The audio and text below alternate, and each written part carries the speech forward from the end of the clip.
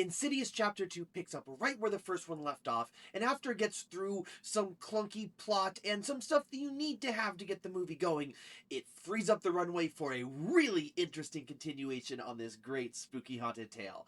Hello and welcome back to the Sunny Side, a place to discuss film, television, all things storytelling, while being sincere, thought-provoking, and always staying on the sunny side. My name is Evan B. Thank you so much for watching. Today we are on day 5 of our 5th annual Long Halloween horror movie marathon, where every night is All Hallows Eve. Tonight's presentation is Insidious Chapter 2. Now, I was a big fan of the first Insidious film. It has one of the greatest jump scares, I think, in all of horror movie history. But Insidious isn't necessarily in my top of favorites because at the end of the first movie they start to explain a bit too much. I thought they sort of get into this thing with the dream world, which is also, the death realm, and this stuff with the son and the dad having powers, and it gets a little too much for what is a very streamlined horror movie, but overall still very good.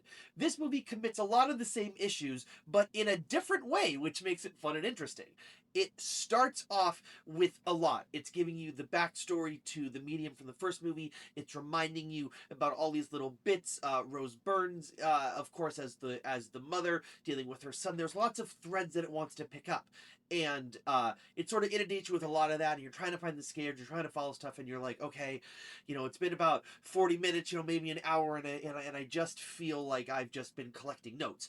But once the movie stops with the note collection and gets into the real runway of the film, which I think is the last, the half or third of the film itself, is great. The idea of, spoiler, if you don't want to be spoiled, but I think it even spoils it in the trailer, of Patrick Wilson's character being the one that's abducted, and, his real soul is in the other realm. There's a demon inside of him, and they have to get him out. It becomes a fun horror movie, haunted house sort of movie.